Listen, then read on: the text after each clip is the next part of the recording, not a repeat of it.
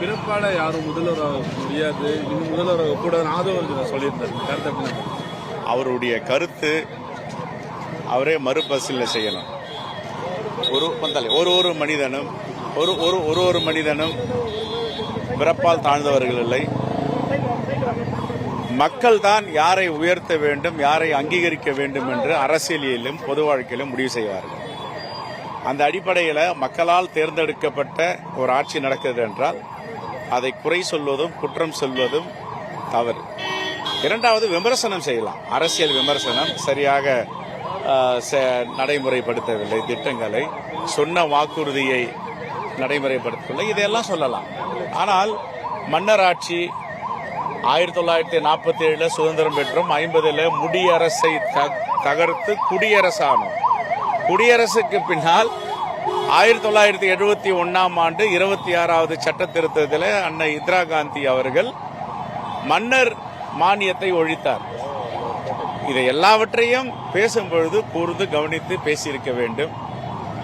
இது பேசியது முழுக்க மறுபிரசு செய்ய வேண்டும் அல்லது திரும்ப பெற வேண்டும். சில ஒவ்வாத வார்த்தைகளிலே மேடைகளே பேசுவது அது நாகரிகமாக இருக்காது. என்னை பொறுத்தவரை அவரவர்கள் கருத்தை சொல்வதற்கு உரிமை இருக்கிறது. கைவீசி நடக்கலாம். கைவீசி நடக்கும்போது நம்ம கை பிறர் மூக்கை தொடக்கூடாது. அதுதான் ஜனநாயகம். ஜனநாயகம் இருக்கிறது பேசுவதற்காக என்பதற்காக இப்படி பேசுவது முறையல்ல. இதுதான் எங்களுடைய பார்வை. கருத்துனால கூட்டணிக்குள்ள எதுவும் சலசலப்பை ஏற்பட்டிருக்கிறதா எதிர்க்கட்சிகள் சொல்றாங்க.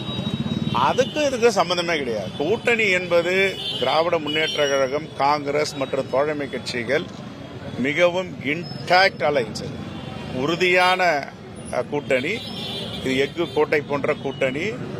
இது ஒரு சமுத்திரம் போல் சில அலைகள் அடிக்கும், சரியாகிவிடும். ஆகையால் கூட்டணிக்கும் இதுக்கும் சம்பந்தம் கிடையாது. அவருக்கு அடுத்து அவர் சொல்லிட்டு போயிருக்காரு, அவ்வளவுதான். அது அவங்க கட்சி அவர் மீது எப்படி அதை நடவடிக்கை எடுக்க போறாங்க, எப்படி அனுசரிச்சு போறாங்க, சரி செய்ய போறாங்கன்னு அவங்க கட்சி உடையது. அவங்க கட்சிக்குள்ள நம்ம தலையிட முடியாது.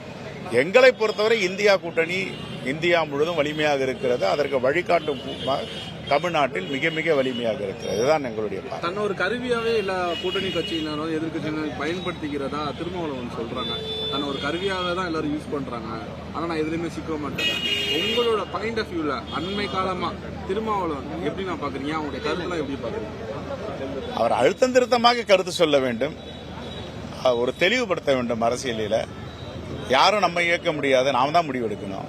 நம்முடைய மண்ணுக்கு எது சரியான அரசியல், அந்தந்த கட்சிகளுக்கு எது சரியான அரசியல், அது நாம தான் முடிவெடுக்கணும்.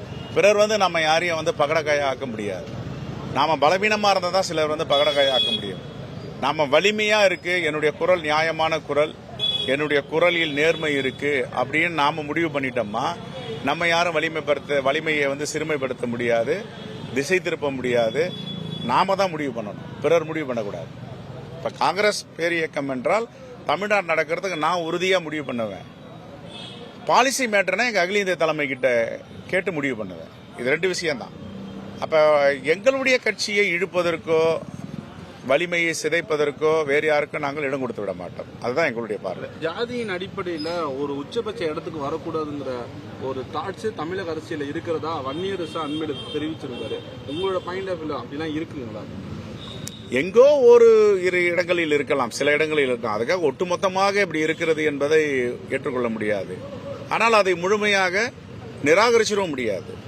அரசியலில் 1-2 இடத்துல இப்படிப்பட்ட ஒரு சிலர் தவறு செய்யறாங்கன்றதுக்காக இப்போ என்டையர் தமிழ்நாட்டில் உள்ள பொலிட்டிக்கல் பார்ட்டி எல்லாத்தையும் குறை சொல்ல முடியாது. அங்கும் இங்கும் ஒரு சிலர் இருக்கதான் செய்வாங்க, இருக்கிறாங்க. அதை ஜனநாயக சக்திகள் ஒன்று ஓரங்கட்ட வேண்டும், இல்லை அதை முறியடிக்க வேண்டும். இதுதான் ஜனநாயக சக்தியுடைய கடமை. இந்த ஜனநாயகத்திலிருந்து நாம யாரும் நழுவி போயிடலாம், இதை கடந்து போயிடலாம்னா முடியாது. காலத்திற்கு அவருக்கு பதில் சொல்லணும். உதயநிதியினுடைய எந்த மாதிரி விஷயங்கள் எதிர்கொள்றாங்களா எதிர்கட்சியினுடைய கருத்தெல்லாம்? ஒரு யங்ஸ்டரா இருக்கக்கூடிய உதயநிதி உங்களுடைய பாயிண்ட் ஆஃப் வியூல கரெக்டான அணுகுமுறையில் இருக்காரா?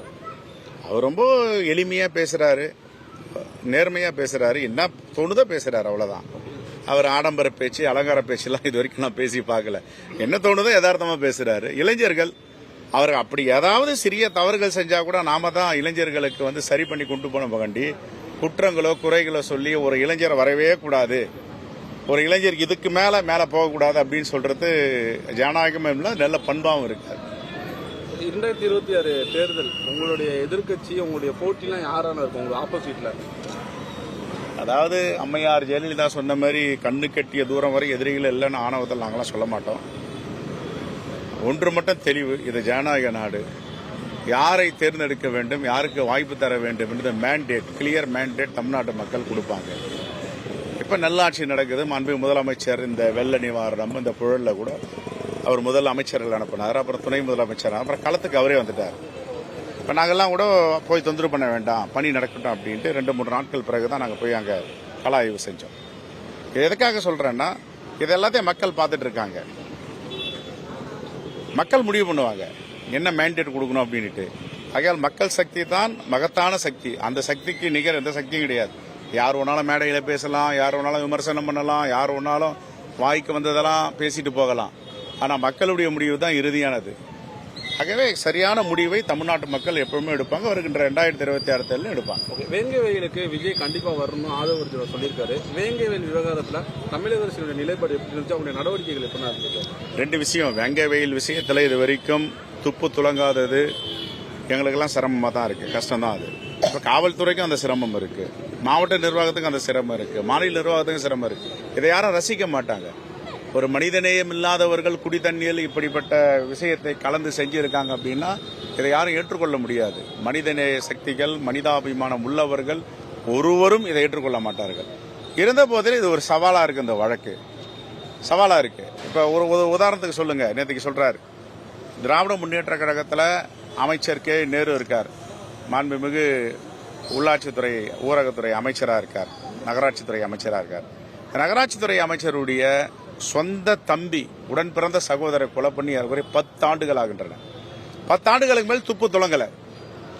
அமைச்சரவையில் மூத்த அமைச்சர், ஒரு முக்கியமான திராவிட முன்னேற்ற கழகத்துடைய தலைவர்.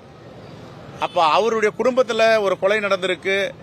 அந்த ஆட்சியிலையும் கண்டுபிடிக்க முடியல 10 ஆண்டுகளா, இந்த ஆட்சியிலையும் 3 ஆண்டுகளா கண்டுபிடிக்க முடியலன்னா இது ஒரு மிகப்பெரிய சவால் காவல்துறைக்கு. வேங்கை வயல எல்லா விஷயத்தையும் அப்படிதான் பாக்குறோம். காவல்துறைக்கு சில நேரங்களில் சவால் வந்துருது, அதை எதிர்கொள்றாங்க. நம்ம காவல்துறை 99 விழுக்காடு நேர்மையாக நடுநிலையோடு செய்யக்கூடிய, எங்கேயோ 1-2 பேர் செய்யற தவறுக்காக entire police department name spoil ஆகுது. அந்த 1-2 கருப்பாடுகளை தான் நாங்கள் களை எடுக்கணும்ன்றோம்.